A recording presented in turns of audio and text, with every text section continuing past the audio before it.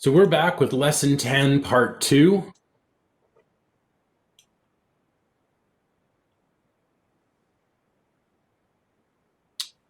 Well, we haven't actually set that code yet about reading the publishable key, because right now the key that shows up in our page, this is actually the key from Stripe. We'll see it down in here. So that's using Stripe's key, which may be different from ours. I'm not sure. All the publishable keys may be the same. Anyway, we need to make some changes here. So let's open up the payment view. I'm going to get rid of the head sections. I need to keep the script links, but I'm going to get rid of those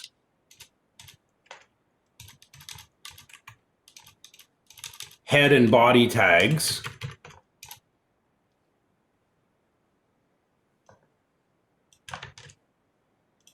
Probably get rid of the white spacing as well. We can get rid of the image. We're not displaying a product image.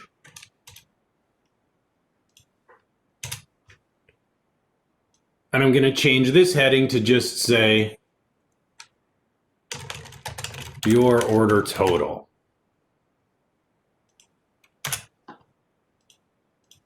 So in the demo, in the sample code we downloaded from Stripe, I'll get rid of this body. It's hard-coded $20. So we can use the variable from the view bag, right? We've got a variable here called total. We want to display this instead. So we'll have that be at viewbag.total.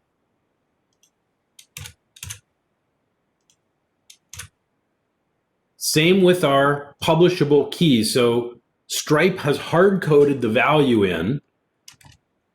Again, we're going to read it from the view bag.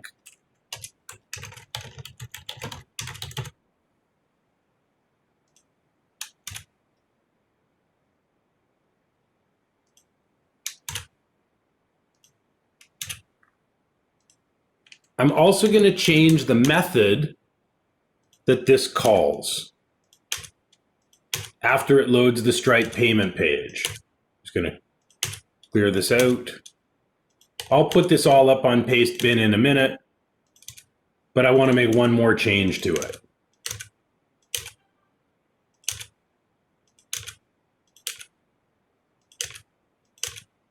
I'm going to take out the closing HTML because we don't need it. So we're showing the total from our view bag and the publishable key from our view bag. I also want to format this as currency. So I'll use my string.format method and provide Microsoft's currency format, which is 0:C.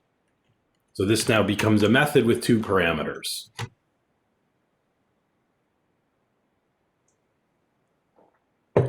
The last thing I'm going to change is this fetch.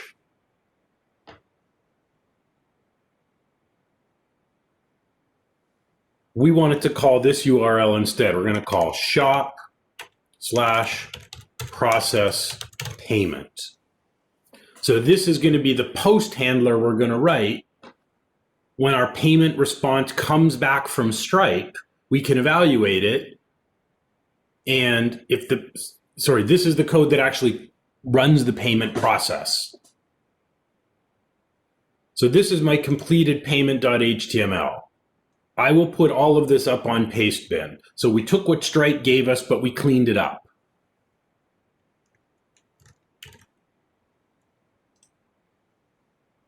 So I'll go back to Pastebin.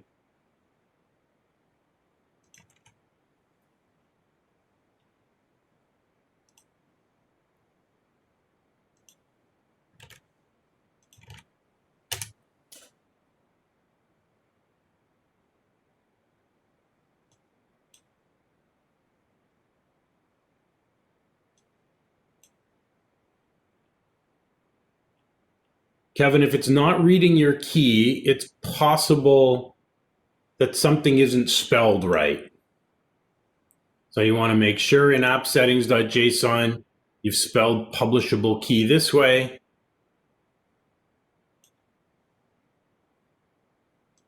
And that the spelling here matches it exactly. So I'm going to go through the process again in my browser. And now instead of getting this page, it should say your order total, and it should have the proper total of our order. I'll also actually just style my button. Rather than a gray button, I would just change that as well. So on my checkout button here on line 11, I'll also give it a class of BTN primary. Maybe I'll just say continue to payment. So I'm just going to change the class and the text on the button. Not really necessary, but if I'm going to clean it up, may as well polish it. So I've updated line 11 here. So I'm going to try it out. I'll shrink this so you can still see some of the code behind. So I'm going to have to start from my shopping.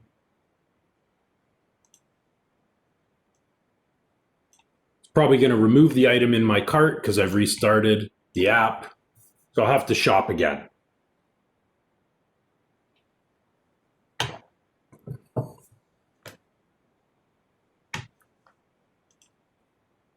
So I'll put a few items in my cart, 2 of those, and I'll keep shopping, buy a pair of boots. So my order total is $209.97. So this is the total that I should see on my payment preview page. I'll check out.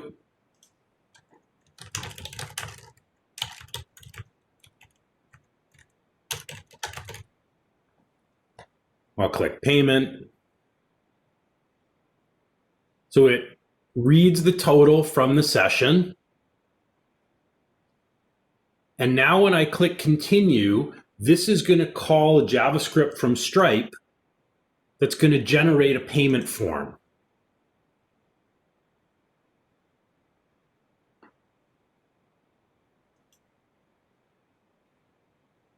Okay, so I clicked it. I didn't get my payment yet. Let's see why.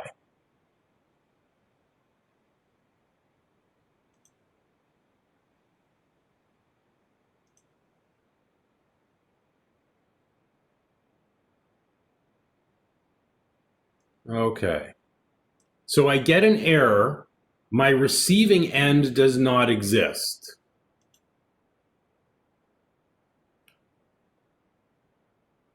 That's okay. What does that mean? Well,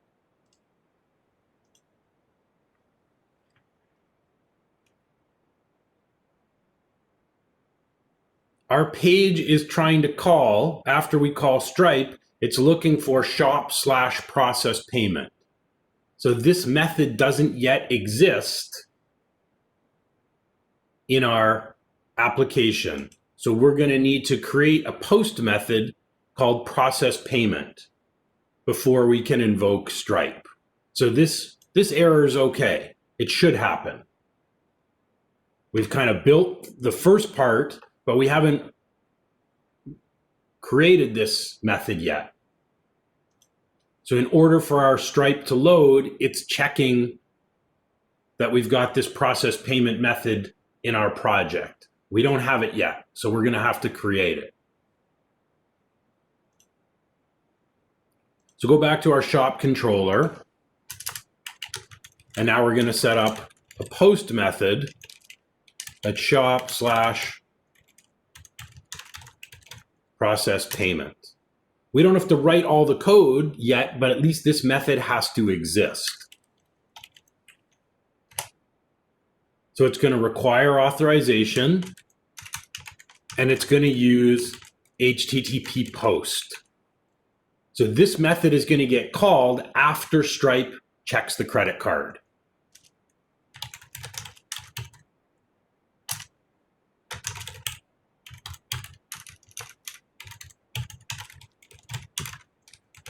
So most of our code for running the payment is going to happen in here, but we'll write this code after. All we're going to do for now is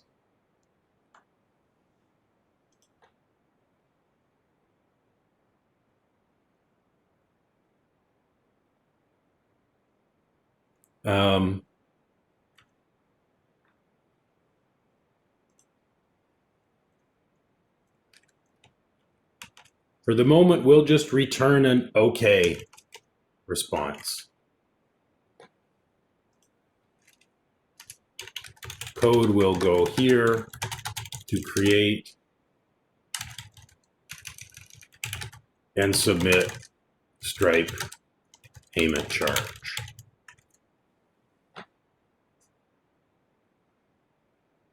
So we'll just start with this. We'll fill this out after. Again, most of the code is going to come from the Stripe documentation. We don't have to write much of this code. We're going to take it from Stripe, and then we'll modify it a bit. So I'll just put this up on Pastebin. This should at least allow us to now invoke Stripe's payment page.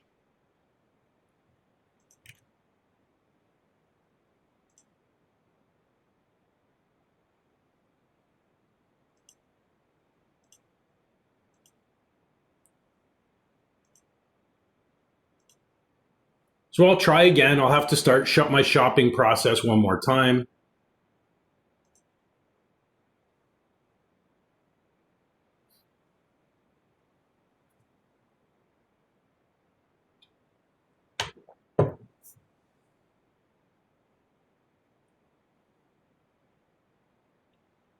So I'll put an item in my cart, just one. I'll check out.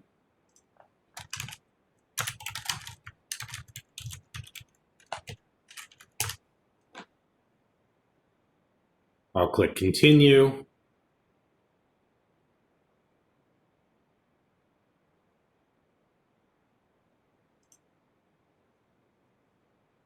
Now we'll check our console, what's going on here. Whoops, we'll clear this out.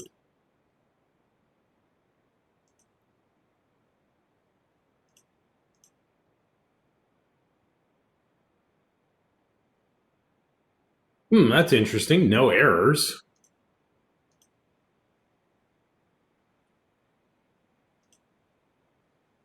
Check the web console. Here.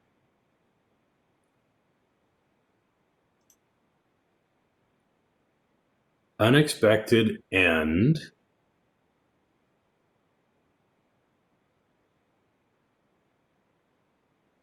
No, we don't need an action. That's actually in the code. So here, notice the ID is checkout button.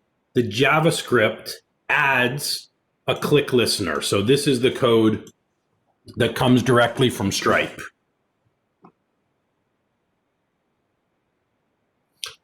Okay.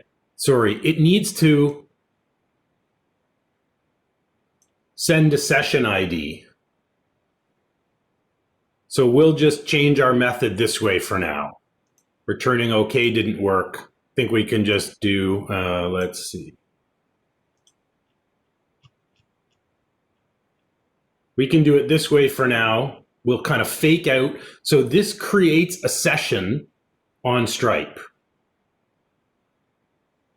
So we'll just do this instead. Return JSON new ID equals, for the moment,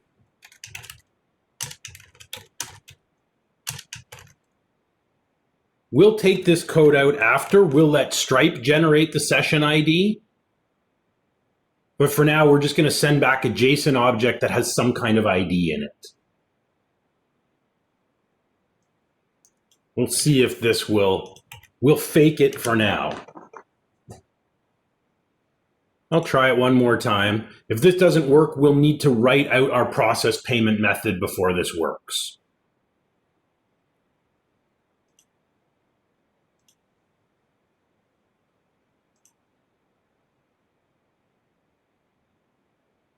So I've modified the return statement.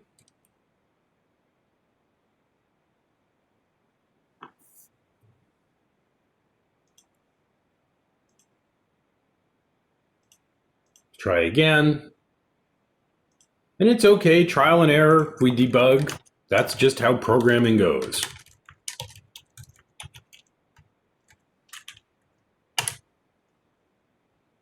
So I'll try again.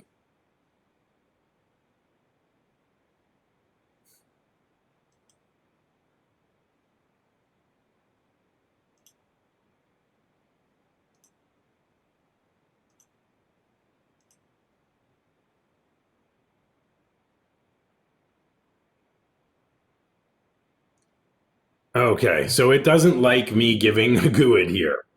It says our session ID is invalid, doesn't follow. So I think what we'll have to do is we'll need to flesh out all the proper code in this method before we can try this. That's okay. I thought we could test the form part before we wrote our process method. Doesn't look like we can. That's okay, because most of the code we need, we're going to copy from the Stripe documentation. So I'm going to go back to the integration builder. And there's four tabs here: checkout, success, cancel. The last one is server.cs. So this is an entire C# file. We don't need everything here. Like, this is creating a new controller. And it's got all the code in startup, so we don't need this. All we need is the code starting on line 56. So I'm going to copy the code from line 56 down to line 84. Everything else we don't need. So I'm on server.cs, starting at line 56 up to and including line 84. So lines 56 to 84 of server.cs. So I'm going to paste that, all of that, into my process payment method.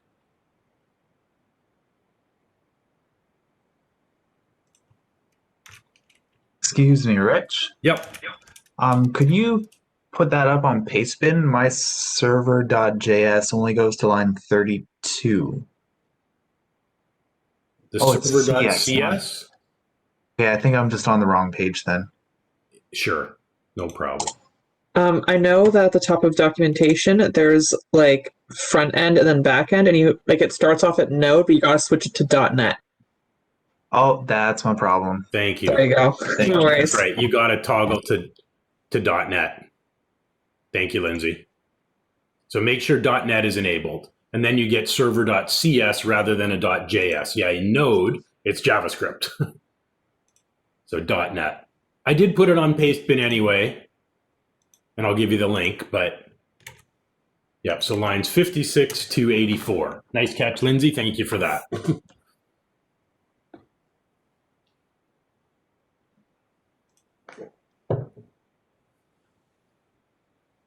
So we now need to have, so we get all these reference errors. It doesn't understand this session line item class, anything to do with session. So we've got two choices. We are using stripe.checkout. So add the missing reference here for stripe.checkout. All of these red lines will go away as soon as we add this reference. All clean. So I'm just going to take out the blank lines. And then again, we'll have to modify this code because it's kind of hard coded, right? The amount, the currency, we're going to make a few changes here. Whoops. Sorry, were we adding the Stripe billing or the Stripe Stripe checkout? Checkout, thank you. So billing would be for something like a recurring charge, like a subscription charge. Checkout is when they're actually making a purchase now. Billing would be for like a recurring billing. Okay, perfect. So I do have a couple of errors still here. We'll clean them up in a minute.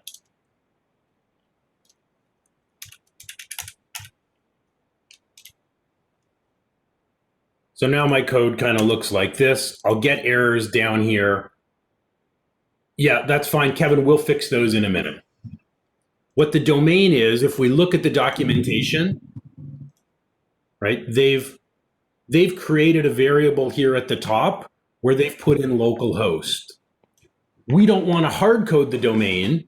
We want that to be a variable. When we're running it locally, it should be localhost. If we publish to Azure, it should be our Azure site. So we can use a variable for that instead of hard coding. So we'll come back to that in a minute.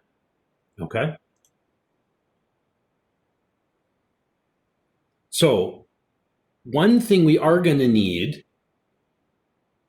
is this has got the amount. So notice in their sample, it says 2,000, but in their form, it's $20. So this means whenever we send the amount to Stripe, it wants it in cents. So we've got to take the total of our order and multiply it by 100. Okay. So if my order is $99.99, I'm going to need the value 9,999 here in my code.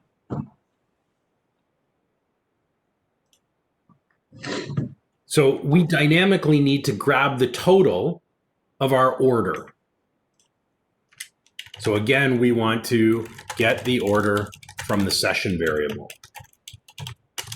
So we're going to do this first. So same line of code we used up here. Order equals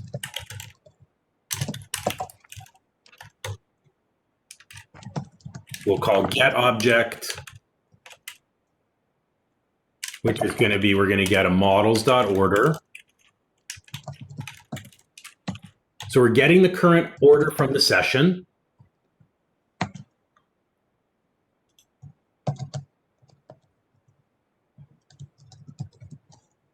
Dan, if you just want to go on mute, we can hear you typing.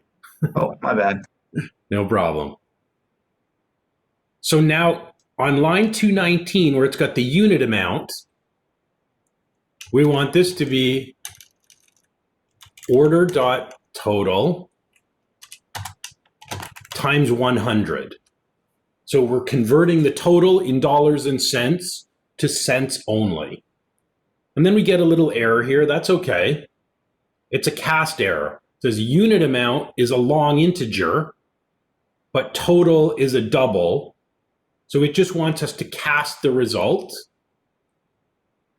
to a long integer. So I'm just going to accept the suggested fix here by adding a cast. So it's going to do the math, and then it's going to convert that result to an integer. So there's no decimals. What should we do with the currency? I think we should modify this. What currency should we use?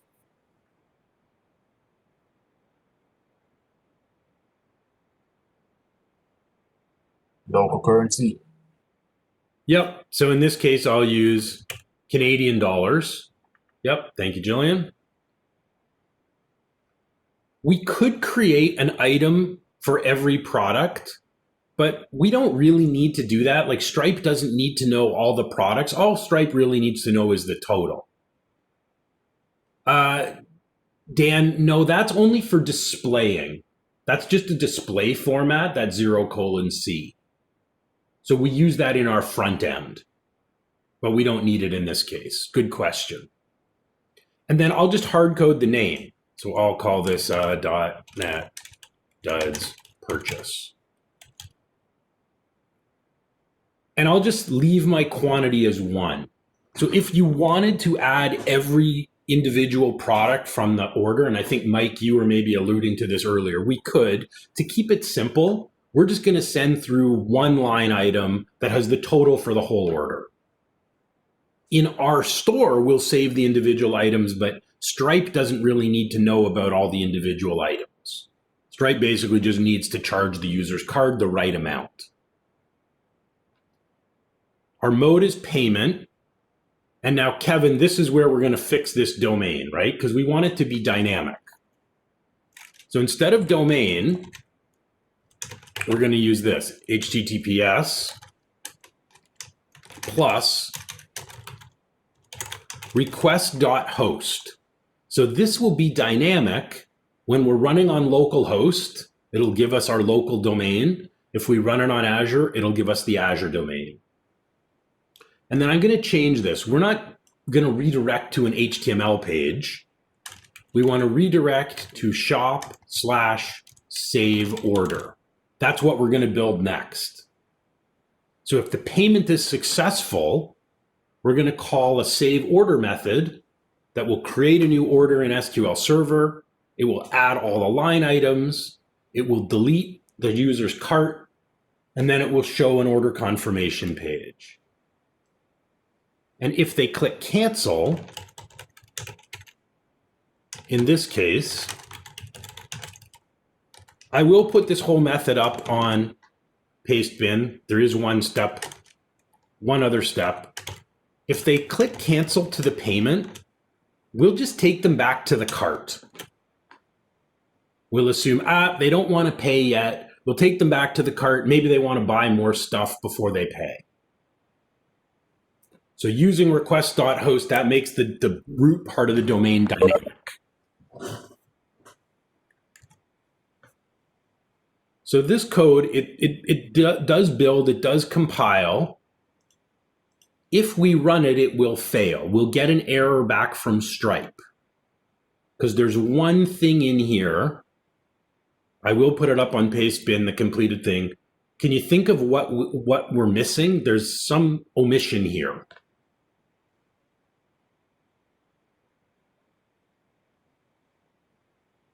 Anybody have an idea what we've missed? We're getting the order total. We're passing it in. We're setting the currency. We've got a name, a quantity. We've set up the redirect URLs. Is it the Visa card information or the credit card information? That's a great guess, Lindsay. We don't actually have to take care of that. That's one of the great things about Stripe. Oh, okay. The JavaScript here, it pops open a page on Stripe, and Stripe looks after all of that. So we're not liable for storing the credit cards, which is great. But there's one thing we've set up at the beginning of our class today that we've actually never used. The secret key? You got it. If we try to do this right now, when we call create new session, Stripe's going to say, where's the secret key? So what store does this payment belong to?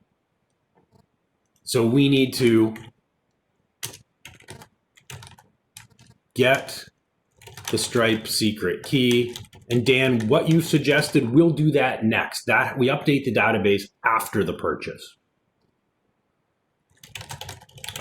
So we need to get the Stripe secret key from the configuration and pass it before we can create a new checkout session.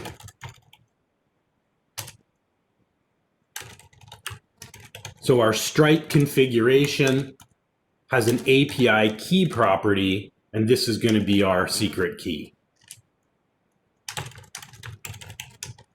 So our publishable key went into our HTML. Our secret key lives inside the server code.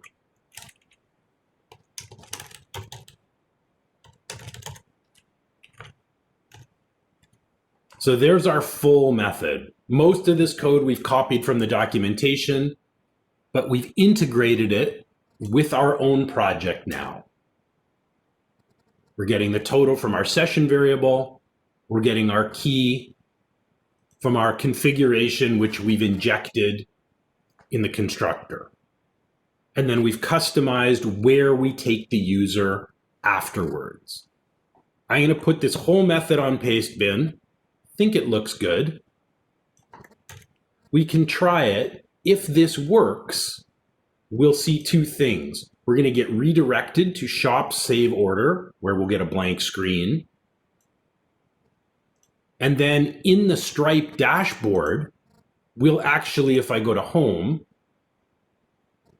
or actually I could go to payments, we're actually going to see our payment if the Stripe payment is successful. Is it get section Stripe secret key, or is it striped? Because I think before we had singular. Okay, because I think I had striped earlier, but I don't know. Right. It's got to match exactly what's in app settings.json. So good question. Let's go double check. So in app settings, I've got the section is called Stripe and then secret key. So in my controller, it's also Stripe secret key. So I've put the whole method on Pastebin. Let's try it out. If it works, we'll get a blank screen, but then we're going to see our payment here. So I'm going to have to start my shopping process again.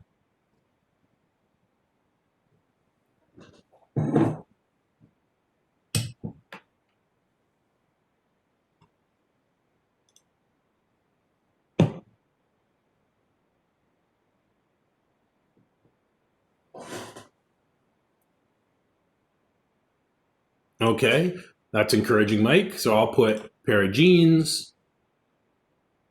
I'll keep shopping. Buy myself a pair of boots.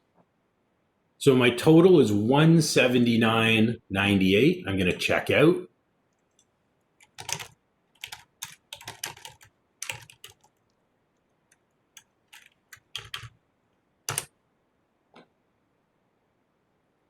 And now when I click, so the JavaScript takes the user to checkout.stripe.com. It's got the name of our store, our description, and the total. So we can use a test card, and Stripe lets us test with all different kinds of cards. I'll show you what we can test with. So I'll use my Google login.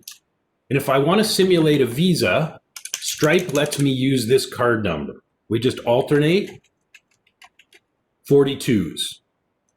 I can put in any expiry so long as that expiry is not in the past, right? If I put in 2019, it says nope. So if I put in 21, I can put in any card value.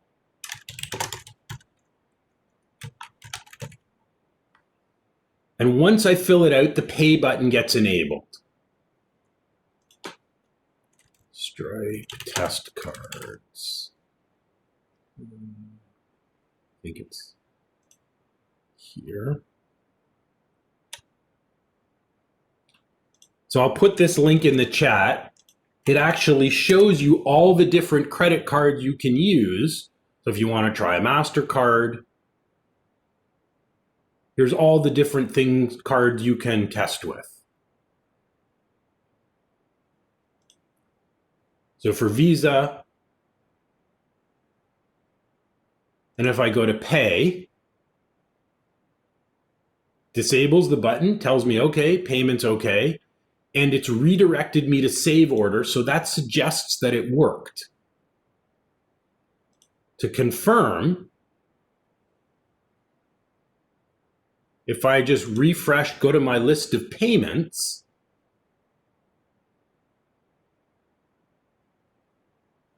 with the successful status in the Stripe dashboard, here's my payment. Dated today with my Google login. This customer paid $179.98.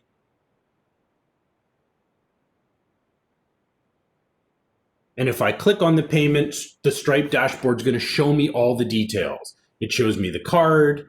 It evaluates the card for fraud. It includes the email and address. my purchase quantity. Here's the Stripe fee. So as the owner of the store, that's what Stripe is going to take. That's their commission for processing the payment. And then they would deposit this. I would tie this to a bank account, and they could deposit this money in my account. It even shows where I am.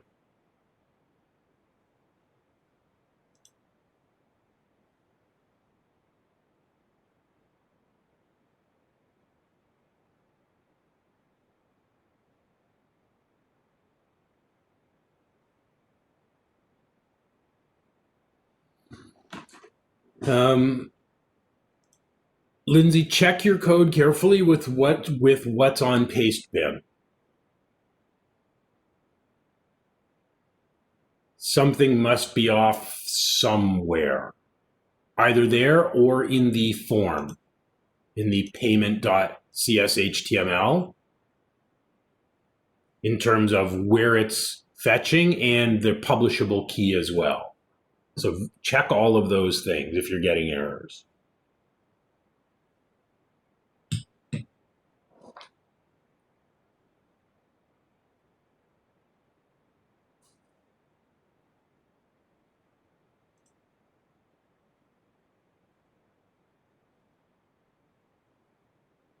So our next step is going to be to build this save order method.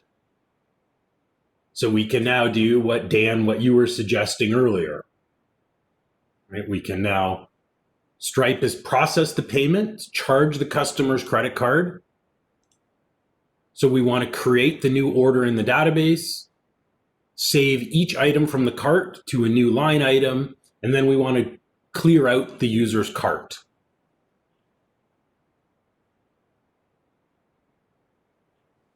I'll push everything I've done so far to GitHub. We can start to build our save order method. It's a little early for a break, so I will push. So this is our completed payment. Stripe. So if you're getting errors, you can check against my repository for any discrepancies. Okay, so the code's pushed now.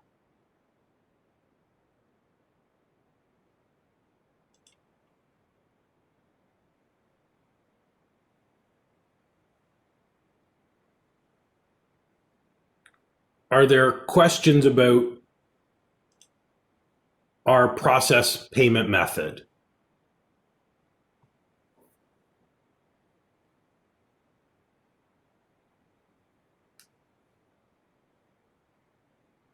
Okay, Kevin, you're still trying to troubleshoot? Okay.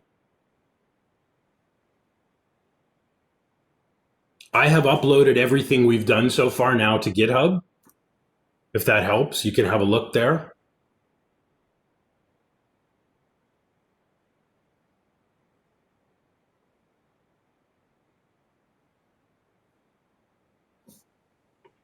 So the next thing we want to do is create this.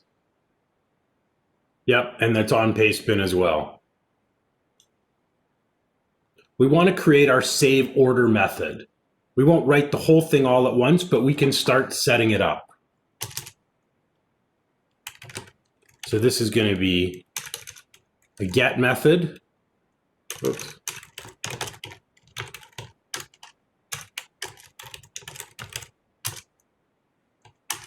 It's going to require authorization, so you can't save an order if you're not logged in.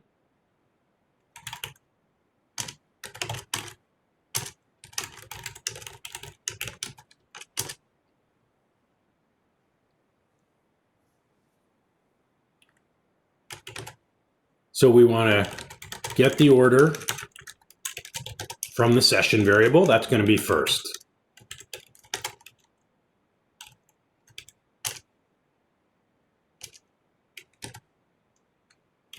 Save as a new order to the DB.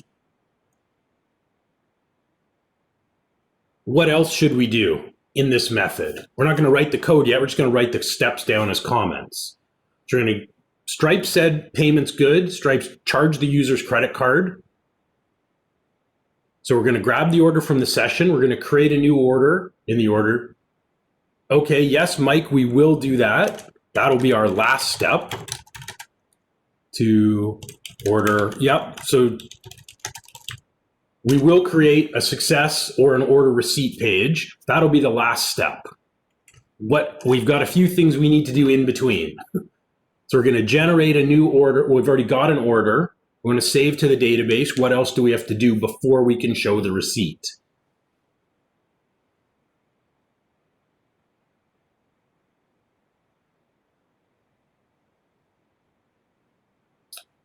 We could. We're not going to worry about inventory particularly.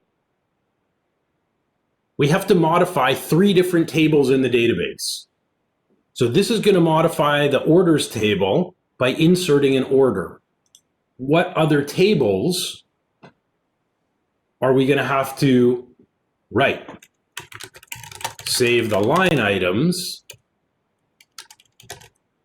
as new order details records. Yep. So if the customer buys 3 different products, you're going to create one order with generate an order number, but then we also have to save each product. No, not the users table, but there is one other table we need to modify.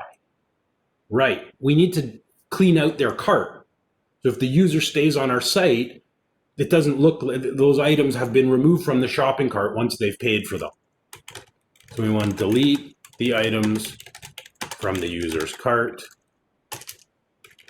and also set the session item count variable, which shows in the nav bar, back to 0. Right? As we're shopping and putting items in the cart, we had that little cart icon with the numbers showing up. So once someone's paid for an order, we should clear that out. Their shopping cart shouldn't show they still have items there. So if we set that to 0, oops. Let's go back to my cart.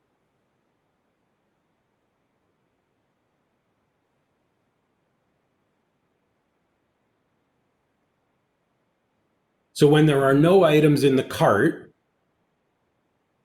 there isn't a number appearing beside our shopping cart icon, right? As soon as I put something in it,